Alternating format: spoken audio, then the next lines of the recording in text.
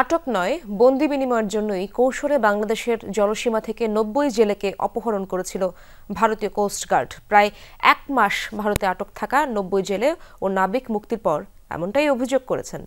মুক্তকর্মীদের পরিবারের কাছে হস্তান্তর করা হয়েছে।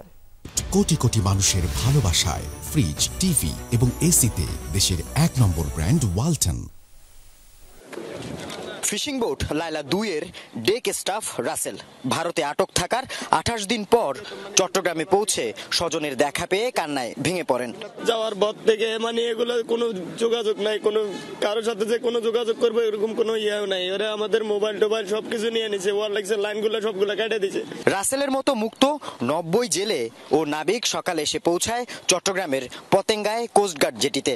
তাদের পরিবারের সদস্যদের কাছে হস্তান্তর করা হয়। তাদেরকে পুলিশ ভেরিফিকেশন করার জন্য কিছু পুলিশ গেছিল বাড়িতে। আমরা পড়ে রয়েছি বিদেশে, ওরা আমাদের বাড়ি থেকে টাকা চাইছে। আমার থেকে চায় না, আমার ভাইদের থেকে চাইছে। কারো কাছ থেকে ৫,০০০, কারো কাছ থেকে ৩,০০০। আমাদের ভাইদেরকে পেয়ে আমরা সবাই আল্লাহ দিলে আলহামদুলিল্লাহ আনন্দিত, খুবই খুশি। তো আমরা একটাই রিকোয়েস্ট করছি পুরো বাংলাদেশের কাছে এবং সরকারের কাছে, যে আমাদের ভাইদেরকে যেন ফিরিয়ে দেব। এমনি আশা ছিল যে আমাদের বাংলাদেশে নিয়ে যাবে, আমরা এরকম বিশ্বাস রাখছি। এর আগে ৫ জানুয়ারি পশ্চিমাঞ্চলীয় আন্তর্জাতিক জলসীমায় ভারতের সাথে বন্দি বিনিময় হয় বাংলাদেশের।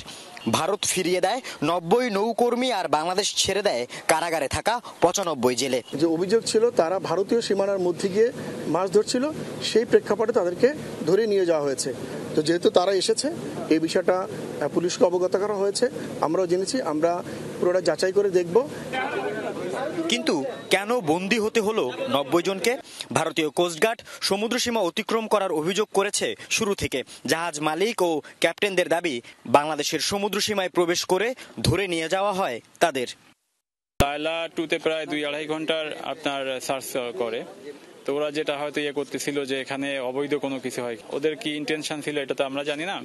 তো ওরা রেডিও মারফত লায়লা 2-কে একটা বললো যে আমাদের একটা iPhone 15 তোমাদের ওখানে থেকে গেছে, তো তোমরা আসো, আমরা ওটা সার্চ করে দেখে আবার তোমাদের যেতে দেবো, এটাই আর কি। তো যাওয়ার পরে বলছে ঠিক আছে। এখন বিনিময়ের কারণে হয়তো হয়েছে, যেহেতু ওনাদের ওই ৯৫ জনের প্রায় আড়াই থেকে ৩ মাসের মতো টাইম হয়ে গেছে।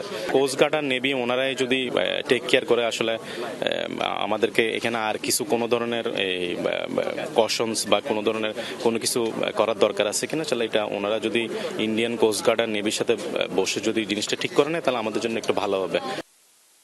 গত ৯ ডিসেম্বর বাংলাদেশের হিরন পয়েন্ট থেকে আটক করে উড়িষ্যায় প্যারা বন্দরে নিয়ে যাওয়া হয় ফিশিং বোট দুটি। সেখানে আগে থেকে আটক ছিল আরও একটি ট্রলারের ১২ জেলে। কৌশলে বাংলাদেশের ৯০ জনকে অপহরণের পর বন্দি বিনিময়ের প্রস্তাব দিতে থাকে ভারতীয় কোস্টগার্ড। আল আমিন শিকদার, যমুনা নিউজ, চট্টগ্রাম।